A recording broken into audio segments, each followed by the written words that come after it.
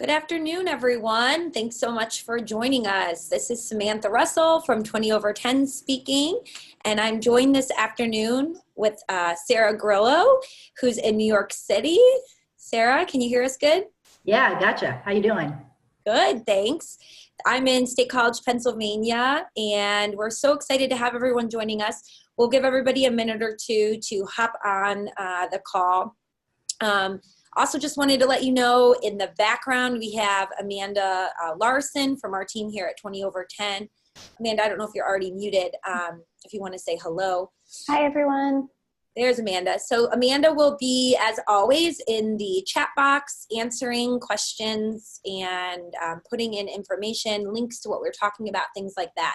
So for those of you who are unacquainted or not familiar with Zoom and the way that it works, for webinars, it's a great platform. We have two ways for you to interact with us. You can either put your comments or questions directly in the chat box. That is going to be visible to everybody on the call. So to me and Amanda and Sarah, as well as all of the rest of the community joining us today. Or if you want to keep your question private, maybe you feel silly asking it, although there's no such thing as a silly question, or just want to keep it private for some reason, you can put that in the Q&A box. The only other thing I will say is that because the comments get pretty long and lengthy, sometimes they can get buried a little bit. So if you have something you want to make sure that we see and get to, go ahead and put it in the Q&A box. The questions there, we absolutely will make sure that we get to. And any that we don't get to today live, we'll make sure that we email you the answers to. That's my other point, is that Sarah and I really want this to be interactive. So feel free to ask away throughout the entire presentation. And as we're talking, if a relevant question comes up, we'll try to answer it right then and there. Of course, if it's not relevant or we're going to get to it later, we'll save it for the end. Anything you want to say about that, Sarah? More questions, the better. Yeah, absolutely. And on that note too, thank you everyone who responded to the pre-webinar survey that we sent out. You know, we got some really great insight, and we'll share some of the information that you all shared with us. So I can see some people letting us know where they're from. As we said, Sarah's in New York, and I'm in State College, Pennsylvania. I see some folks from Canada and North Carolina. We've got some fellow New York State folks signing on. And if you guys could let us know too if you can see my screen okay. So I'm gonna go ahead. I'm on the 20 over 10 website right now. I'm gonna switch gears and pull up the actual presentation so that you guys can see that. Okay, awesome, everyone can see it. That sounds good. So let's go back to the top here. So today we're talking about ways financial advisors are nailing it on social media. And we're really excited to talk with you all about this today because, again, we want it to be conversational. We want it to be just an informal way to show you some successes that we've seen. So Sarah and I both comb through our own feeds to find these. And we're just excited to walk through them with you. So it's going to be really informal in that we're going to say, here's a good example. Here's why it's a good example. Here's how you could maybe tailor it yourself. And we're looking really for your questions and would love to interact with you more. So Sarah, do you want to talk a little bit about how people can also put in the links to their profiles for us to look through? Yeah, so we also just would welcome anyone that has questions about their own specific LinkedIn profiles or any of the postings that they've done. We will analyze those live for you and give us our feedback about ways you could improve upon them. Yeah, so you can just pop them in the chat box or in the Q&A, and we'll take a look at them. And if you have a specific pointed question, like, was this a good photo to use on this post? Or, you know, how might I improve the caption of this one or the headline to be more engaging? That would be a good example of a very pointed question. All right, so for those of you just now signing on, again, I know we have a few hundred people joining us today, which is fantastic. So if you've just signed on, this is going to be recorded, and it will be sent to all of you once the webinar is over as well. So, you know, no worries if you have to leave or anything like that. And also, we will share the slide deck with you. So you'll have both of those assets available to you once the webinar is over. So these are the points we're going to cover today. Again, we're going to make it really fun and conversational, not just a boring presentation slideshow. So what we cover may go off a little bit on some tangents, and that's a good thing. We want it to be useful to you. So without further ado, let's just introduce ourselves. So I'm Samantha Russell. For any of you who've joined us monthly before, I give a webinar every month. Sometimes I'm joined by fabulous guests like Sarah. Sometimes it's just me, but we always are talking about digital marketing, inbound marketing topics.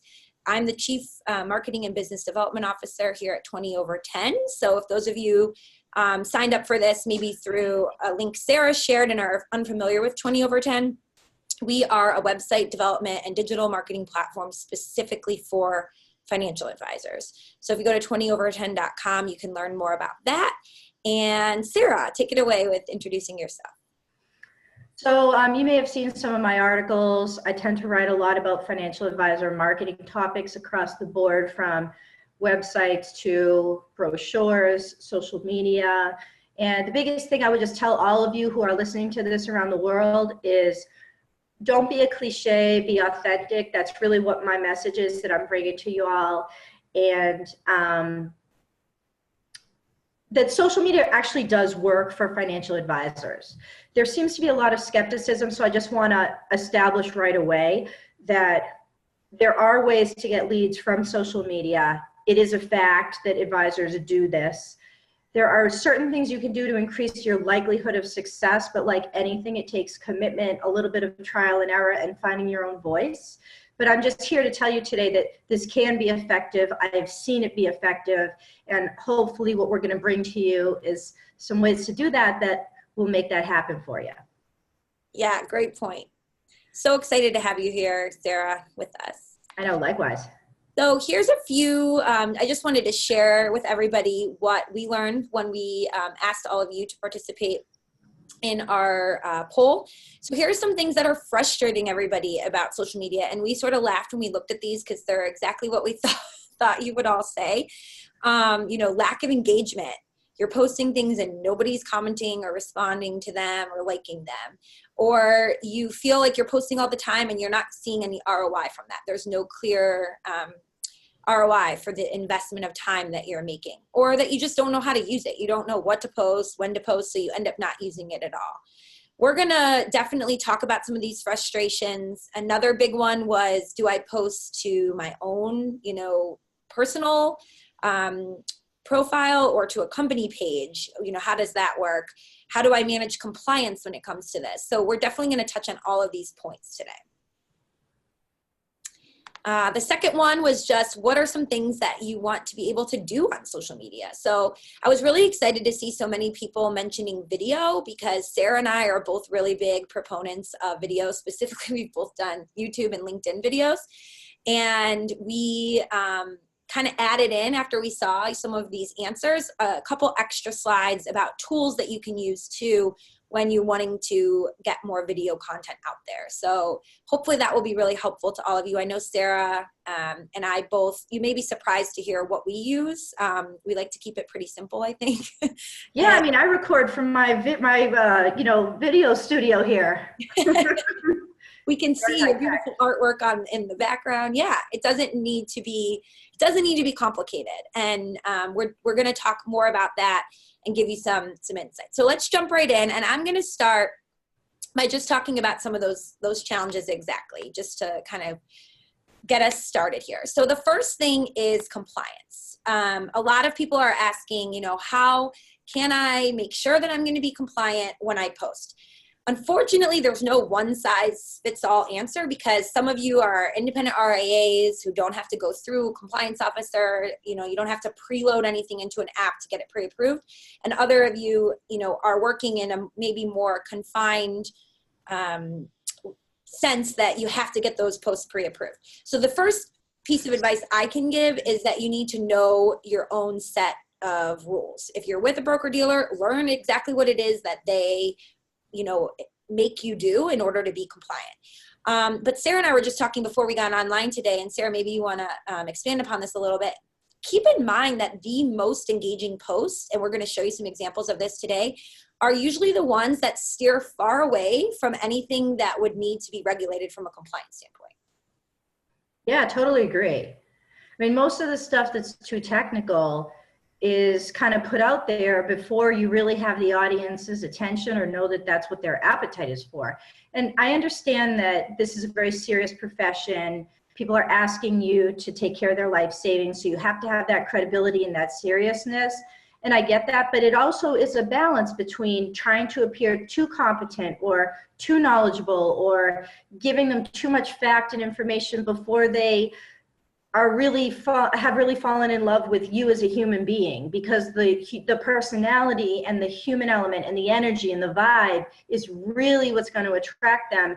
When you look at the news feed and how much information there really is out there, that's what's going to stand out, because from an information perspective, there's not that much of a differentiator probably between what you're saying and the next person, but your personality and your creativity has a huge potential to set you apart.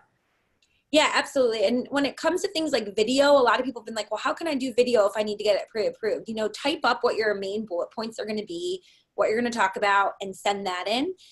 If you have to get the video pre-approved before you send, you can do that too. And things like schedulers are a great tool that you can use. So social media schedulers, where you can log in, you know, set for the week what you're going to post and when. That's also a great way, if you know you need to get it pre-approved, that you can still be really active without sacrificing the compliance part. So we'll continue to talk about compliance throughout the presentation, but another one is getting followers. I get messages to my LinkedIn all the time about how do I get more followers to follow my page. And usually they're talking about their company page. So we can talk a little bit more about this, but my number one tip is there's two different types of profiles you all want to have. You want to have your own personal profile, right? So your LinkedIn profile, you might have a Facebook profile, and then a company profile page on social media. The company profiles are always going to have less engagement than your personal ones. We want to interact with other people more than we want to interact with brands. That's just human nature. It is a good idea to still set up those company pages. 20 Over 10 is a website development company, so we're always going to tell you to absolutely do it. Even just from an SEO perspective, you'll get more SEO juice flowing to your website the more backlinks you build. So having a company profile page will be helpful in that regard. But in terms of getting followers and being engaging, when you can actually interact with people as a person rather than a brand, you're going to get more engagement and you're going to build more followers. Sarah, I'm sure you have something you want to say about that.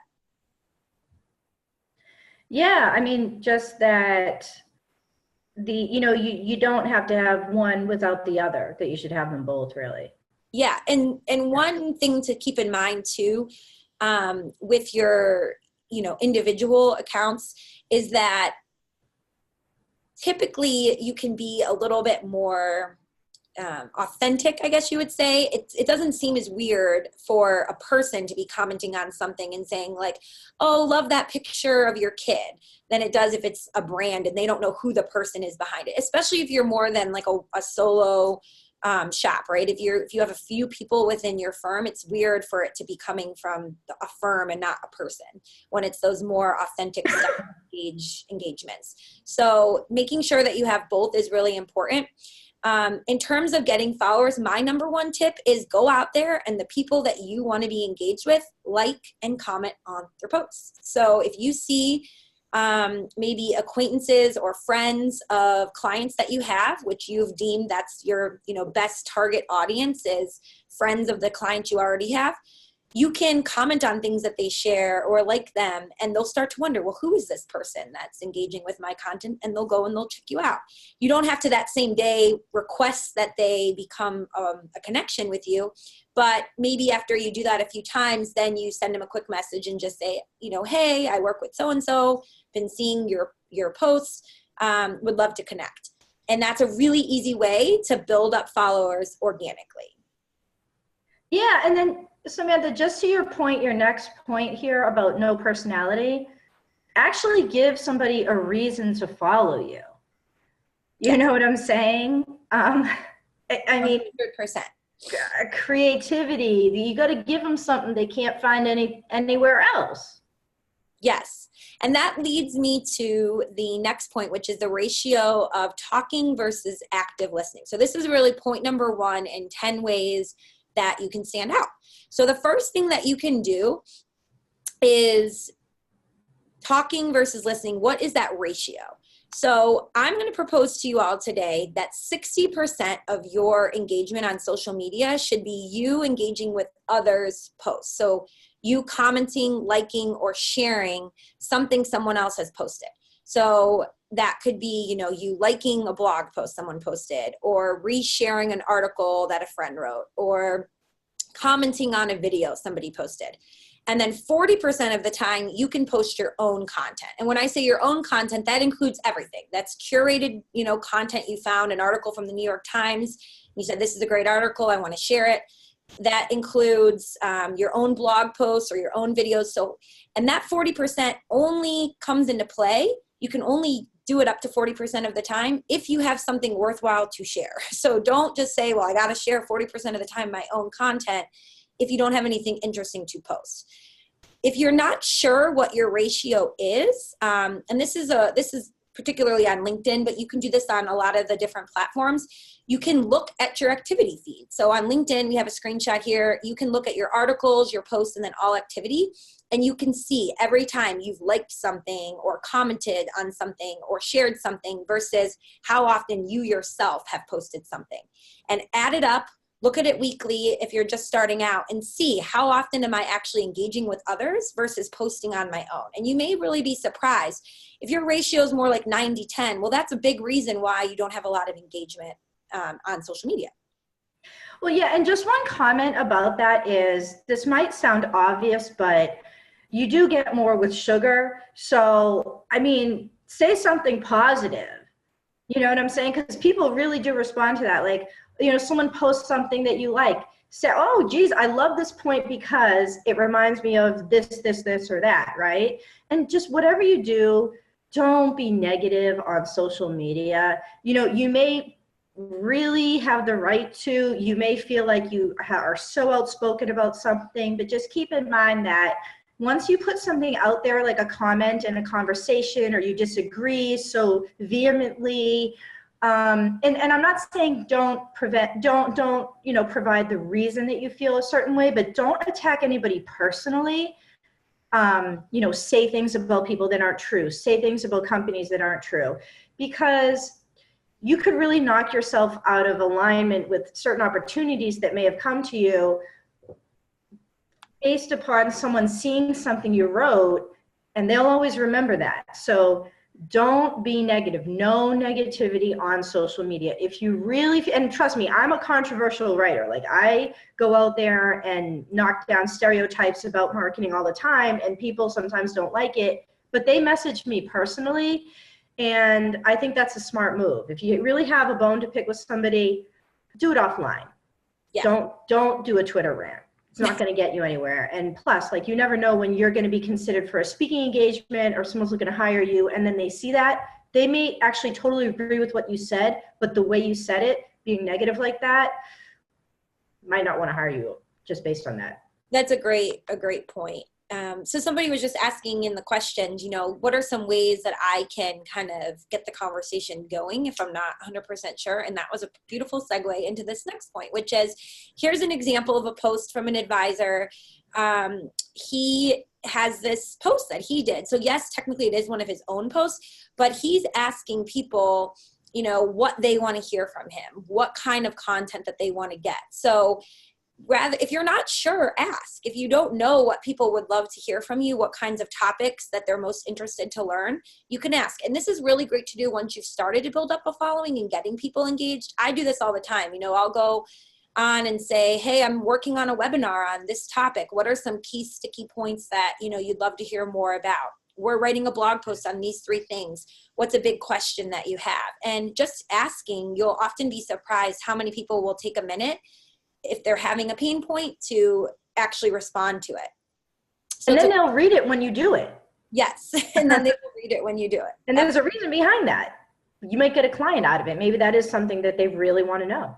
And another thing, just in terms of commenting, while yes, you typically want to just be uplifting and you know, commenting for the sake of showing engagement. If you do have something to contribute to the conversation, don't be afraid to link back to a really robust blog post that you wrote. So, you know, if you see somebody is switching jobs and they had a question about, you know, oh, I'm switching jobs and I'm stressed about like moving all of these things over. Maybe you have a link that's just like factors to consider when switching jobs when it comes to your benefit packages or something.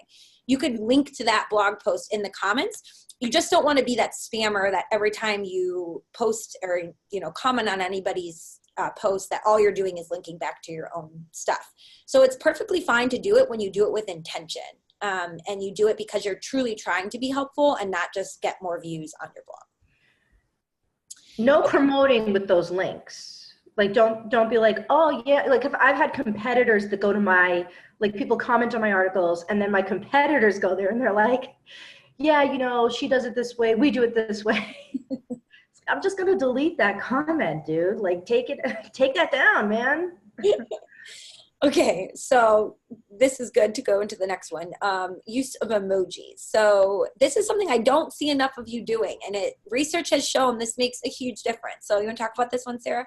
Yeah, I mean, it may seem so frivolous, but we all know picture speaks, you know, a million words. So I love Winnie's son. Winnie was actually a guest on my podcast. Shouting you out, Winnie, if you're listening to this.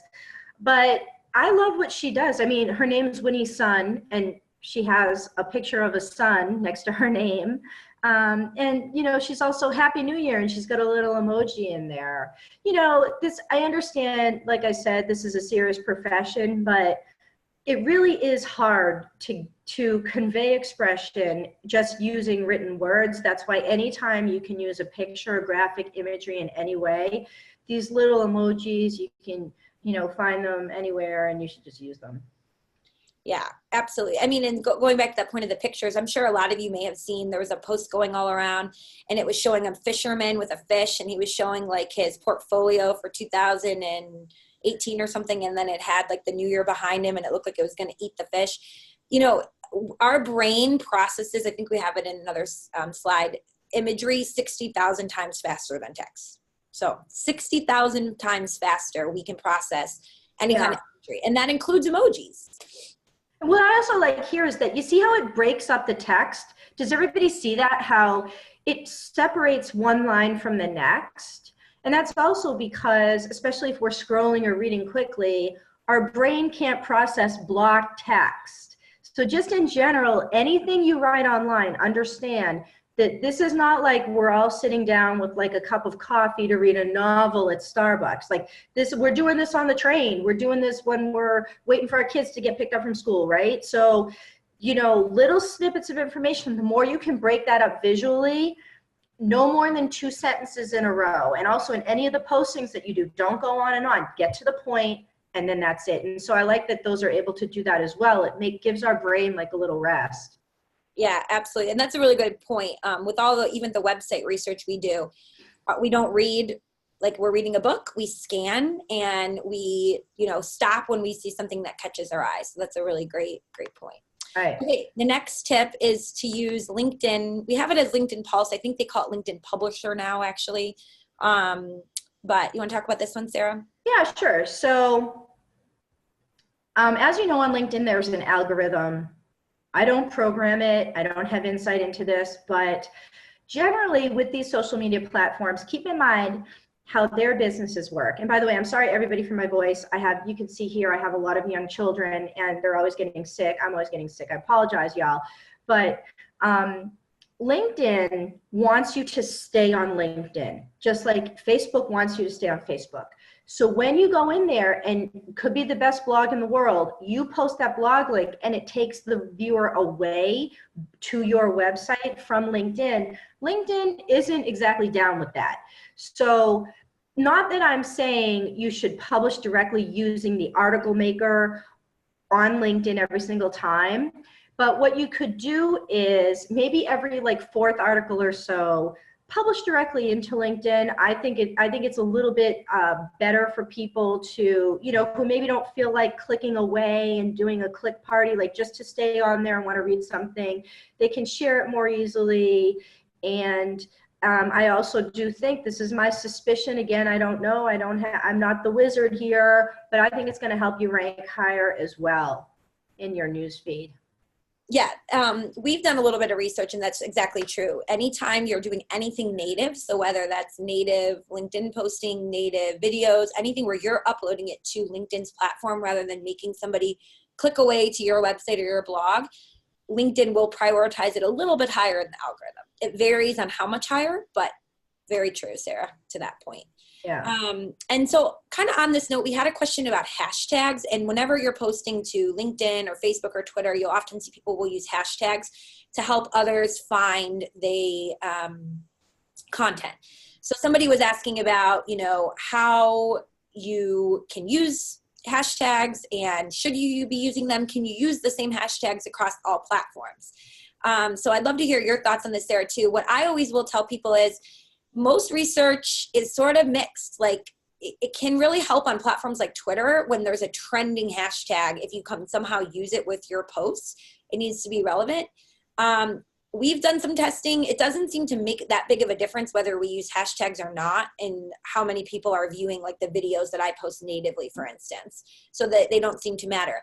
When people kind of create a branded hashtag, so in one of the examples I'm going to show you here soon, there's an advisor who calls herself the 401k lady, and she uses that as her branded hashtag. That is like a fun way to just kind of house all of your content that you of one type together. And then when somebody clicks on that hashtag, right, they can see all of her videos she's ever created about 401ks. So that's one use case for a hashtag. But in terms of do they help more people see you and see your content, I think it really depends on the platform. Agree, Sarah? Yeah, I agree. Okay. All right. So let's move on to cover photos. Yeah, so this is something that many people, especially in the financial space, could really improve their profile by doing. There's often just a blue rectangle behind. When I say cover photo, I'm referring to that long rectangle behind this gentleman's profile picture. Now, this should really be used to tell a story, and it can also give people information about how to get in touch with you. What you got to understand about your LinkedIn profile page is that the top of it is really the most important thing. We live in such an attention deficit deprived, society now. Everything is so rapidly moving that for people to even scroll and read to the experience field, to the second half of your LinkedIn profile is actually asking, in many cases, too much. So consider this, that all the information you want people to gather about you, they should be able to get within the first 3 to 5 seconds, and it should all be top loaded. One point I want you to take away from this, top load the LinkedIn profile, okay? So background photo, the long rectangle. Put something there and use the space as an opportunity to show what you do, right? I mean, this gentleman here, it's obvious he's making a financial presentation. Look at him interacting with the audience. That's a great picture of interaction. He's not just standing there pointing at a whiteboard. He's looking at people and they're responding back to him. He seems successful. He's got also how to get in touch with him. Again, in an attention deficit society, we may not scroll down to find out what your website is, so he's taking care of it right here. He's given us great job. So, also, he's also got a great slogan. You can see, I help, well, that's the next slide. I'm not gonna spoil my own content. But go right into it, that's great. Yeah. So the other thing is that within this gentleman's social posting feed, you can see that he's actually posted a quote or an excerpt from a conversation that he's had with somebody. And so, this is for, I'm sorry, my cold surfacing again, for all of you that are out there saying, I'm the most client focused, I put the client's needs first. This is actually showing people that he in fact does. So I understand that we want to build credibility by telling people about what we do and how we do it, but there's nothing better than the social proof of showing them. And I understand financial advisors, we can't do testimonials. I get that. This is not a testimonial. This is a conversation in which you can see the caring, the concern, the response from the client. This is just a human dialogue. And if, you know, for those of you that are concerned about compliance, in the past photo, the background photo, no compliance issues there. It's just a picture of him on with his website. Right here, he's having a conversation. You can see it's very warm, pleasant, inviting, coming across as human. He's not talking about, oh yeah, like here's why you should buy an indexed annuity, right? He's not discussing product or technical compliance. We'll have no bone to pick with this. And it's just showing him as human, and we are steering clear of those compliance pitfalls that compliance is going to snag you over. I think it's a great post. Yeah, I do too. And I think what's really interesting too is you can see that this is a pretty long post. And every once in a while, I'll play around with these because we've done some research that has shown that when you do have someone who's interested, they will take the time to read a longer post if you write it well and you have a story to tell. So don't be afraid to do that, but just use it in the right instances and sparingly. You don't want every post that you have to be a novel. But also there's something that, like, he's not block texting. Right. And he's using emojis and yeah, absolutely. 100%. Like he's helping my brain to like that, to want to say, oh, that's not so bad. Right. Excuse me. No, great point. Okay, let's keep it moving to video so we can get through everything. So this is the lady I was mentioning before, the 401k lady. I think she's great. I've looked at a bunch of her videos on LinkedIn. I've been meaning to connect with her actually. She's a second tier connection of mine on LinkedIn, but she's producing videos and she specializes in 401ks, works with a lot of companies and small businesses, large businesses too, I think. Video is huge right now. We've been saying as marketers that the year of video has arrived probably since like 2017, but I think 2019, I've seen more people embracing video in the last month than ever before. I do LinkedIn videos all the time. I know Sarah does. LinkedIn especially, I think you can get a huge bang for your buck with video right now because Facebook can be really oversaturated. A lot of people don't want to connect professionally on Facebook. They want to keep it maybe a little bit more, close family and friends. But on LinkedIn, it is definitely a platform where it is a professional network, but you can use video to stand out and have a personality and be authentic in this professional network. So what Jean's done here is she has a 6-minute video, 6.5-minute video with a more complicated 401k topic. And I actually saw in some of her posts, like what kind of tools that she's using. I think she said she was using like a Logitech camera she ordered off Amazon. I create my videos using my iPhone or my MacBook Pro computer. One of the things to keep in mind is that if you see a super professional looking video that it looks like a production company created, you'll often scroll right past it because you think it's an ad. But if you see something that's more authentic looking where someone's just talking in the camera, you're more likely to actually stop and listen to it. So sometimes not having it be super professional can work to your advantage as well. And I shared one at the top from myself. This was one from Jean. We have about the same number of followers, and you can see these videos are getting like 8,000, 9,000 views, 86 likes and 23 comments, right? And that's huge for you. That every single person that likes or comments on this video, all the people in their network are getting notified by LinkedIn. John Smith commented on this video. So people who aren't connected with her are now going to see this content. So that's really that exponential value of LinkedIn that you get to tap into when you create this dynamic content. Don't be self-conscious, everybody. So many people are like, oh, I'm getting gray hair, I've gained weight, whatever. It's really about the value you're offering to people. I mean, yeah, there is certain, professionalism you have to uphold. You can't be dressed in rags, right? And expect people to take you seriously as a professional. But, as you can see here, like this is not about perfection. Let's just be very clear. You got people making videos from their iPhones. I've made, I make videos from my home with like, I have always had babies, like since 2013, I've just had like all these kids. And sometimes my kids are like crying in the background, but it makes me human. And it kind of intrigues people a little bit where they kind of want to know, who is this Sarah Grillo? And that's really what it should be about. It should be kind of about that curiosity that you're creating. And the other thing is, don't make the video too long. Yeah. As engaging and as cool as video is, people are also not going to sit there all day watching it. So, I mean, if you can say what you want to say in 2 minutes or less, like no more than 2 minutes, and make sure that if you can get it to 30 seconds, do that. The other thing that works great, I don't know if you were going to get to this, Samantha, I don't want to jump on this, but were you going to talk about transcription? Yeah, so I actually have in this box right here. You can use lots of different captioning tools. A key point is that a lot of people are not going to ever turn the sound on when they're looking at videos in their feed. So if you can add captions, that's huge in getting more people to read your message. We use for our videos, I don't even know if I'm pronouncing this right, Emily, to add text to video, and it's free.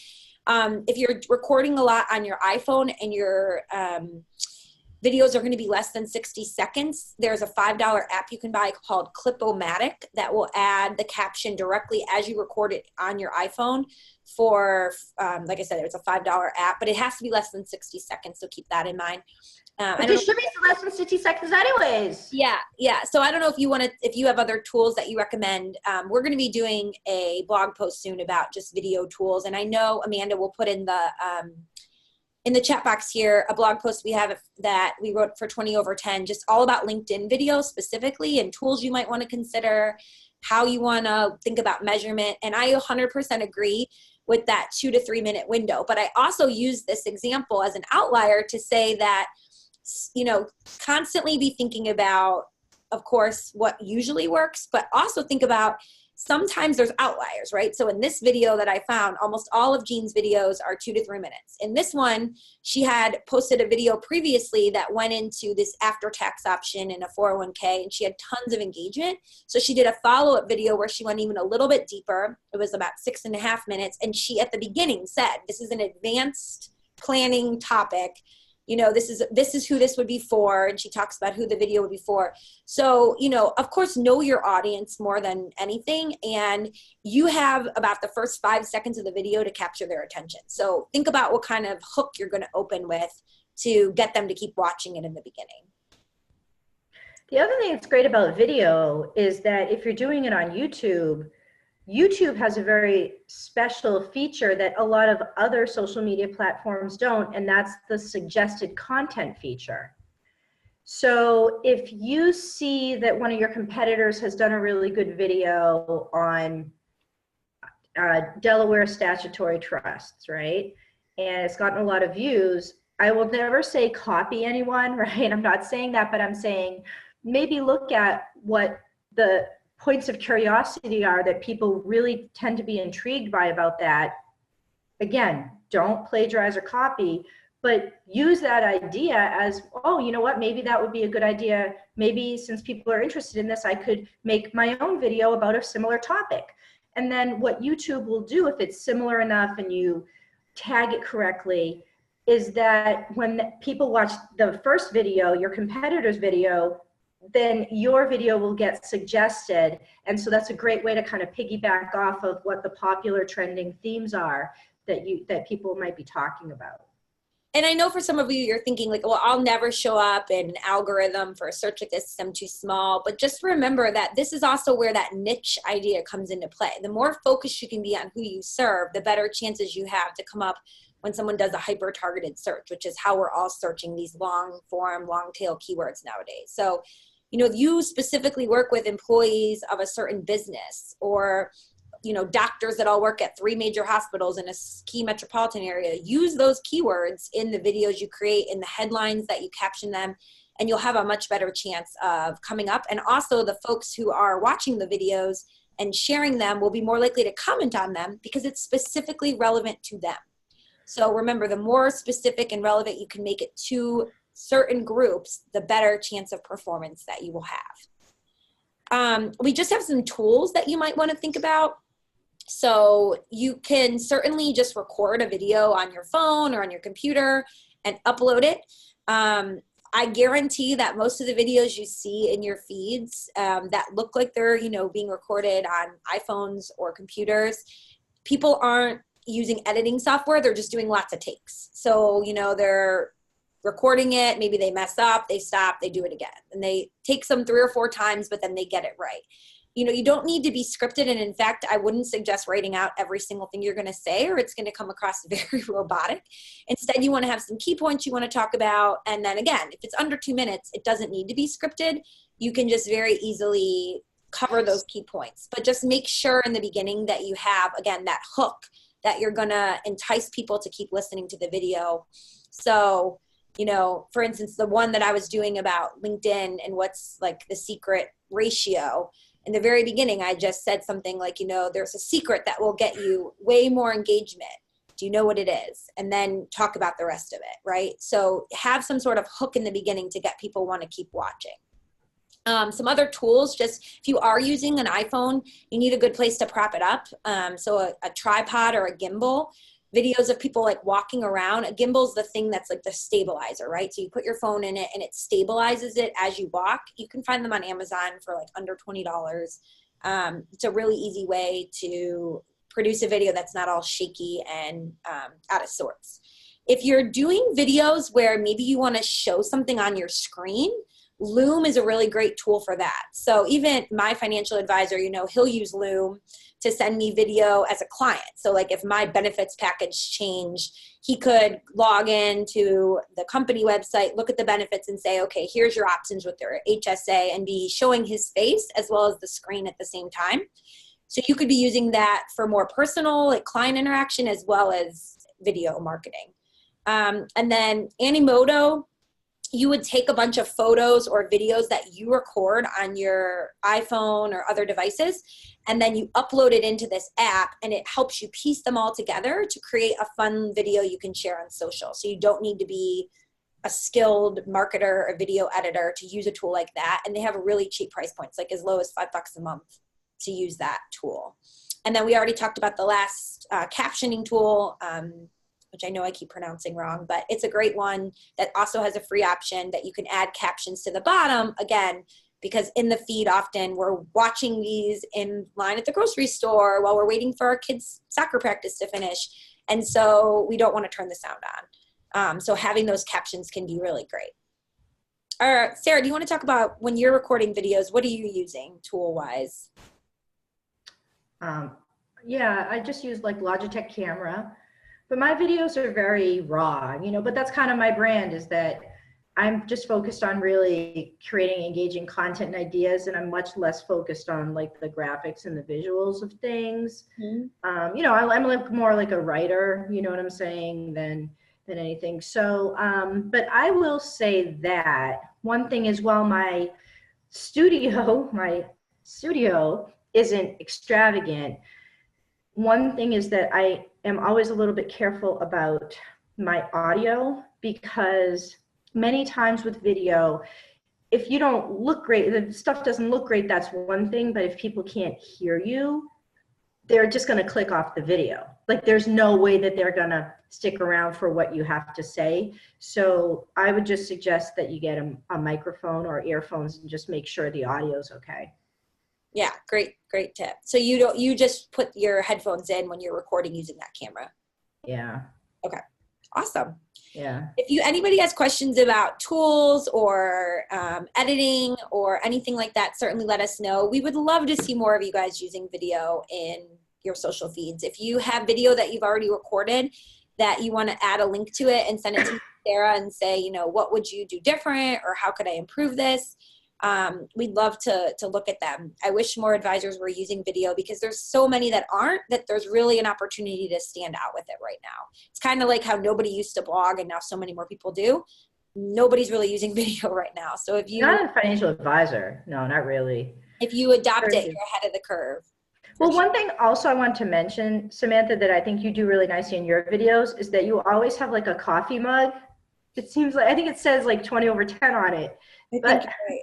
I think I have it. But I like that. Yeah, see the famous coffee mug. And so it's like, I'm so used to seeing you in your mug. And I'm like, but it's almost like you're sitting there talking to me across the table at Starbucks. Yeah, that's kind of the I like feeling that. I'm going for. Well, thank you. I appreciate that. Yeah. And, and everyone has different styles.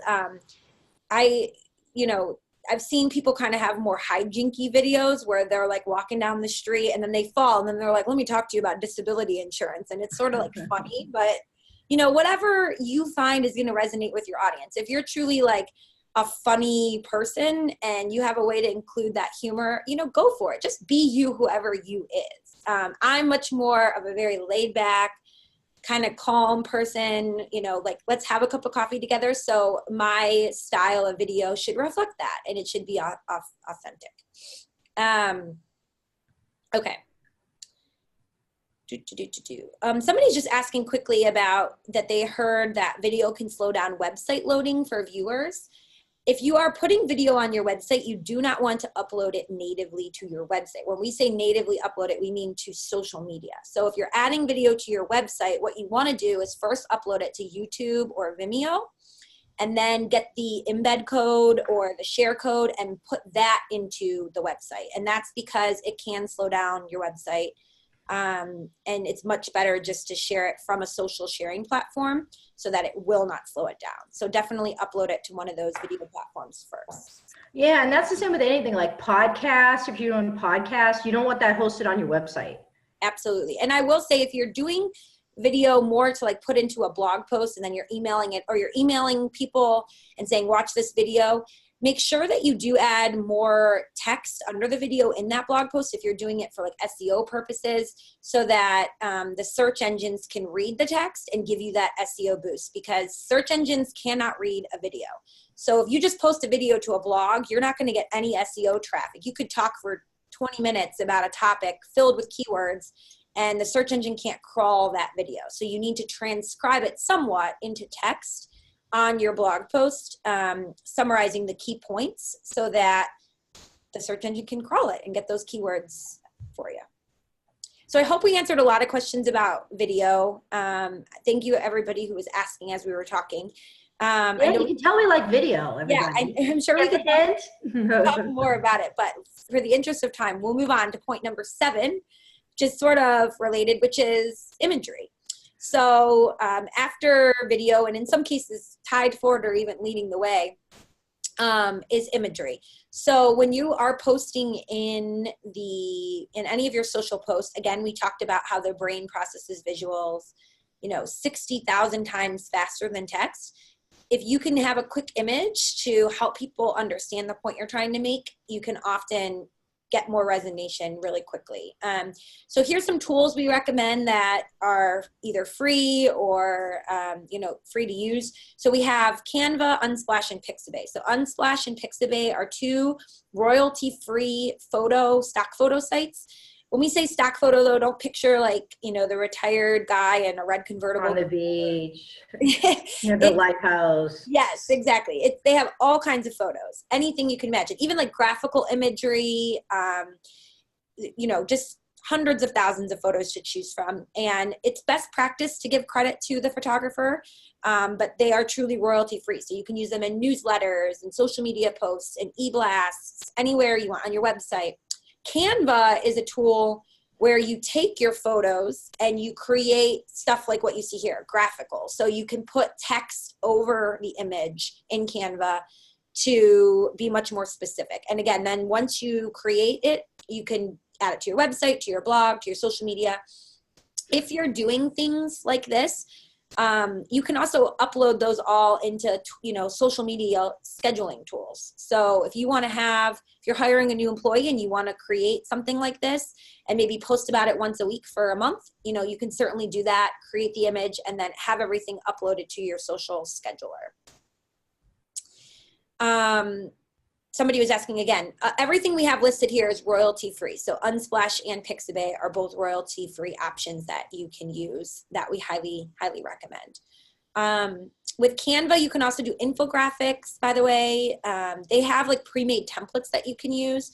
You can upload your brand and logo colors. So if you have, which you should, you know, your logo files, your font faces, all that good stuff, you can add it in and match very explicitly the colors and the fonts that you have, that your designer has given you as well. All right, let's move on to this one. There's not too much to say about this, I don't think, but it's a fun one, which is curiosity. Yeah, well, you know, like we've always been saying here on this webinar, the image is just going to go so much further than any words. So this is from Sophia Berra. I hope I said your last name right, Sophia. I think you did. Sorry. Okay, cool. I actually love Sophia on social media. I think she's great. And one of the things I just really love about her in general is that she's very to the point and leaves you with a little bit of curiosity. So for example, on her Twitter profile, she says something like, I was a theater major in college, so naturally I became a financial advisor, or something like that, right? Like, do you realize that just in that one sentence, she's just making me so curious about her, you know? Why did you become a financial advisor after studying theater? And, you know, was that hard? It's kind of cluing me into the fact that she's a human being and, you know, had this kind of cool hip major, and there's a story there and I want to know it. You know what I'm saying? And it's the same thing here with this posting. I think this is done so nicely. It's so this happened. And she's obviously, I mean, she's on the news. I love how this is just modest. It's not the typical, and I mean, look, we've all done this. Like, I've done it. Whenever we get a press appearance, we kind of want to be like, oh, I was so honored to be on CNBC and this and that. And, you know, I went on the boat with the president or like whatever, you know, and I guess that, yeah, people would be excited about it, but this is so understated, and it just makes me want to know what the story is behind it, that I actually would kind of click and hope that she has more information there somewhere on LinkedIn about this, because she's not giving it all away. She's kind of making me imagine. Right. I love, like, I saw somebody once, and it wasn't a financial advisor, but somebody I'm connected with who was featured on like a local news segment, and they had like a really bad angle where like it looked like she kind of had like 3 chins. We've all been there. Oh, yeah, right. He like kind of cropped it in, and like you could still see she was on the morning news, but she wrote like my new profile picture. It's funny about it. Yeah. And a link, like, you know, again, I think it's just not taking yourself too seriously and showing that like truly who you are. People will be much more inclined to want to get to know you better. Right. Absolutely. Okay, so we have 2 left, everybody, and we want to make sure we have time for even more questions at the end. So the next one is headline. Sarah, this is your last one. Yeah, okay. So one, I mean, you know, normally financial advisors will say financial advisor, fiduciary, 20 years in the business, right? In this headline, which goes under your name. You can see that Eric here has said, I help 6-figure earners do more with their money. He's telling me who he works with. So, I mean, by the way, I hope I don't offend anybody, but if someone's not earning 6 figures, they know that they're not an ideal client for him. And there's nothing wrong with you, whatever amount of money you make, but he really wouldn't be the right financial advisor for you. So why not say it right away?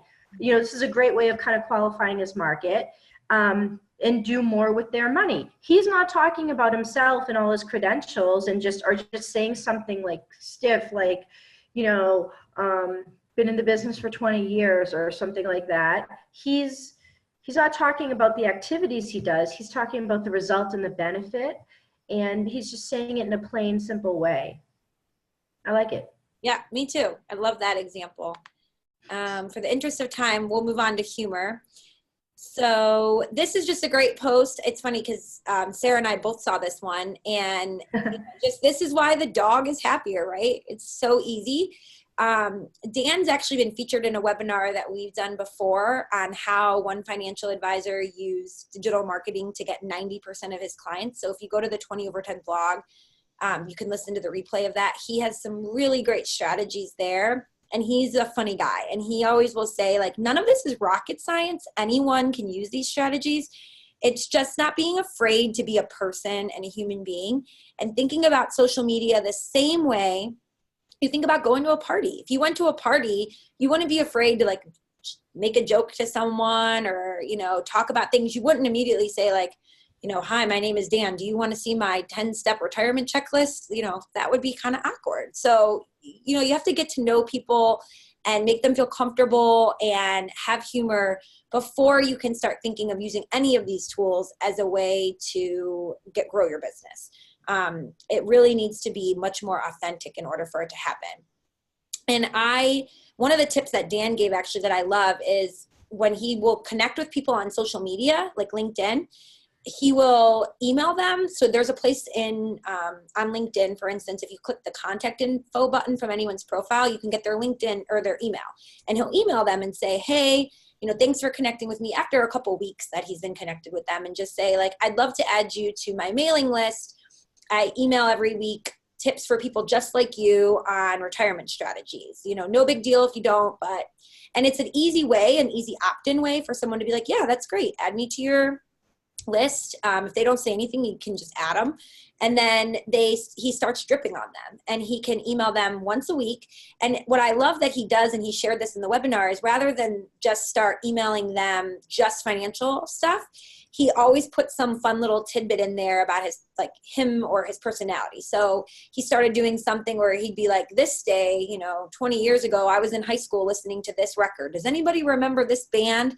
And then that is always the piece of the newsletter that people would end up emailing him back, being like, I love that band. I listen to them all the time in you know, high school or college or whatever it is that he's talking about. So again, they can relate to it. You can relate to it. And it's never the financial service article that people are emailing him back about. But when they are ready to talk with someone about retirement, who's the first person they're going to think of, right? It's Dan, because he's built that relationship with them.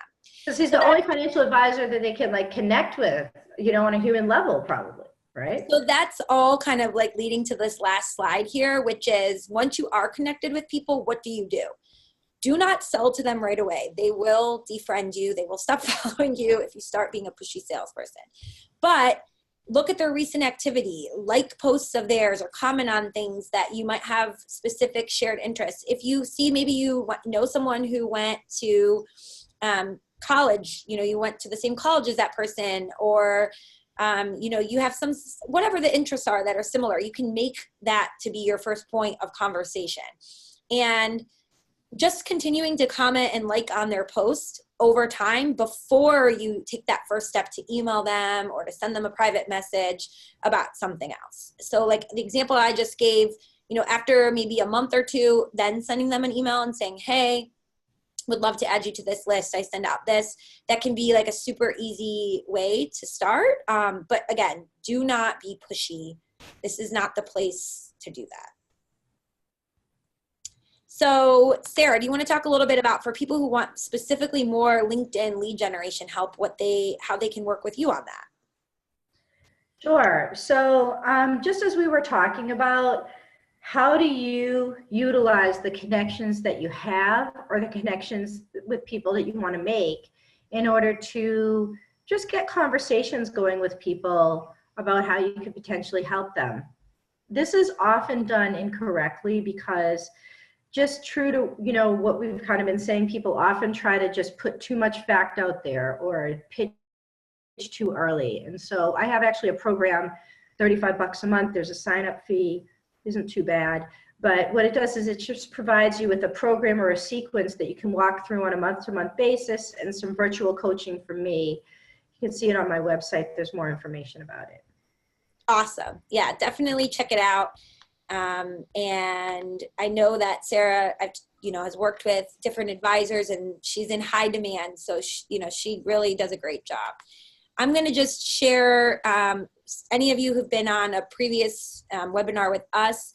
Again, this is our main 20 over 10 page. So if you're looking for help with your web presence, so, you're getting people on social media, you want to send them back to a website, you want to be an active blogger, producing content, we can certainly help you with any of those things. But for those of you who are, let's get this out of the way here, got all these windows open.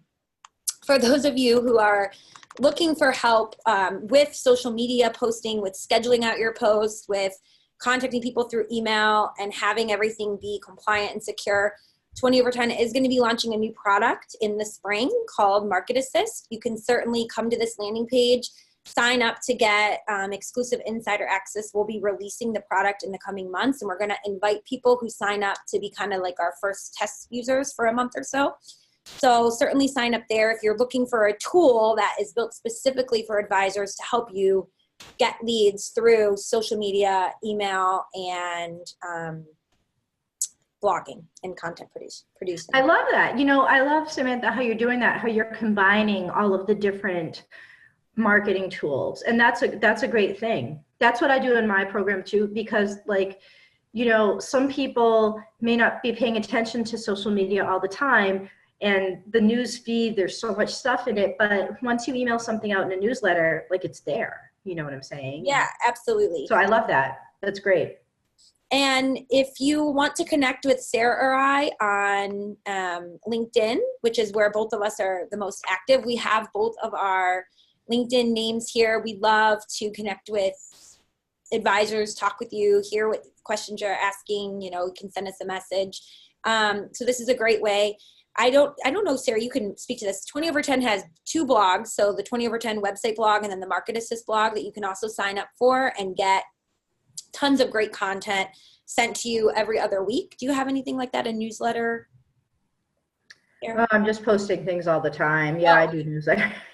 So that's I can't keep my mouth shut. Yeah. So if you want to get more, you know, regular information, you can certainly do that, and we'll be happy to, you know, to talk with everyone. If we didn't answer certain questions, please go ahead and drop them in the comments panel or the Q&A. I know we're right at 4 o'clock, so we had a lot to say. I hope that everybody got most of their questions answered. Oh, there was one that just came in, Sarah. Someone was asking what tool you use to host your training videos. My training videos through my membership, that is just, I host them on Vimeo. Sorry for my voice here. No, you sound good. My videos are hosted on Vimeo because there's not as many advertisements. I don't want people that pay for my video content, video training to be seeing, you know, advertisements. So they're available through they're hosted on Vimeo, but you know, you need to be a member in order to access them. Got it. Good question. Somebody was asking the difference between following versus connecting on LinkedIn. Do you want to talk about that, Sarah? Yeah, so back to that point that we were making about individual page versus brand page. People can follow a brand page, but they can't connect with it because a brand or a company page is not a person. But you can connect with a person, which means that, and connection really means that you see all of their content and their updates, but you can also message them. You can see their contact information, and you can see who else they're connected with. Whereas if you're following somebody, you're just only receiving updates. Great, thank you. And somebody else is asking for making quick 2-minute videos. How do you make disclosures sound okay, or get a disclosure in there and still have time to share a topic? So this is a compliance question. When me and Sarah are creating videos, thankfully we don't have to include disclosures, so we don't have to worry about that. You know, when I've seen other advisors creating videos, they're not saying anything disclosure-wise. You certainly could add a link after the video with any disclosures, but typically if you're not talking about pushing a product and you're more just saying like, here's some things to think about when you're considering when you should retire, you may not need a disclosure. So again, you'd want to talk with your compliance officer about how they would best want you to go about that. I've seen some of the advisors we work with at 20 over 10, any video they want to post to social media has to have a link. So they'll post it to social and they'll have a link that takes them back, the person back to a blog where they've embedded the video on a blog, and then they put the disclosure on the blog. So there are ways you can do it where it doesn't have to be vocally said in the video, but you'll need to talk with your compliance team about that. Yeah, somebody else is saying you could put the disclosure in your description. A lot of people will put their disclosures in their actual social media profile page, as well as on every page of their website in the footer. Again, we'll do whatever works, you know, best for you, what your compliance officer is recommending. Any other questions that we haven't answered? Thank you so much for all the really great engaging questions. We love getting them while we're chatting. Another person just asked about the recording and the slides. Yes, we will send you everything. The recording, the slides, you can check it all out. Take a look for yourself. If you found this helpful, please let us know. If you think there are areas we'd like to improve on, nicely tell us. We like the feedback and the constructive criticism so that we can do better next time. So any feedback is always really appreciated because we can't hear from you. It's not like being in person in a room where you can actually tell us how we did.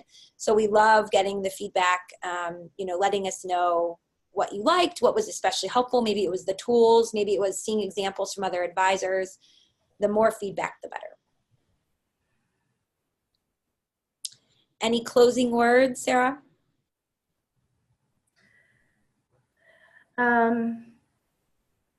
I would just say that because of how marketing is sometimes presented to people, there's the idea of having to do it in massive quantities or having to spend a lot of money on it. Now, my motto is do it creatively or don't do it at all. And I just can't emphasize to you enough, as someone who looks at financial advisor marketing all day, who does this for financial advisors, who sees what everyone in the industry is doing. I can't tell you enough how I really do believe that motto is true. And if you just look at your own news feed, a lot of times people call it an inundation or feel like they're shouting into the void. The best solution to that is two things. It's relevance. So looking at what the content is that is really what people are responding to, or asking people what it is that they want to know about. You noticed before we got on this webinar today, we asked you what you wanted to hear about. And I've just found that with my own webinars and any content I create, anytime I'm directly addressing a question that 2 or more people have, it becomes a very popular piece of content. So what I'm saying is don't be afraid to go out there and ask people what's on their minds, because at the end of the day, the content isn't about you and how great you look and how smart you are. It's about, are you really giving people what they want to hear? Are you really giving people an answer to a question or a problem that they have? And for you to sit there and try to guess at that, you could sit there all day. But when you get it directly from the horse's mouth, so to speak, that's when you really become an expert and people really start listening to you. Very well said. Couldn't agree more. And my one closing thought that I always say whenever I'm talking to folks is I think so many, for whatever reason in the financial services industry, people are just been more hesitant to embrace the idea that having a really strong web presence matters, whether it's their website, email marketing, social media. They think I'm never going to get clients from that. Yet if you really think about how much time, effort, or energy, you spend or put into the suit that you wear, the clothes that you wear, or what your office looks like, how you're presenting yourself to someone when they meet you in person. And then think about the fact that thousands of more people every month will see your website, your social media posts than could ever meet you in person. And that's often the first interaction impression they're going to have of you is what you do share digitally. It is ridiculous that we're not thinking more about it, because that is where people are going to get their first impression of you. When we hear or are recommended to talk to someone or, hey, you should work with this business, the first thing we all do is Google them. And so make sure what people find truly represents you and isn't some old outdated website or social media profile that you haven't paid any attention to. And you just think, oh, well, when they meet me in person, they'll know that's out of date, because you may not get the chance to meet them in person. So keep that in the back of your mind and make sure that, it's really representing you and who you are. So thank you. Oh, I totally agree with that. So thank you so much, everyone, for joining us. Thank you so much, Sarah, for being a guest. Hopefully we can do this again another time. I think it was great. And everyone, enjoy the rest of your week and have a nice weekend. Thank you, Amanda, for having me, and Samantha. Yeah, thank you. Bye-bye.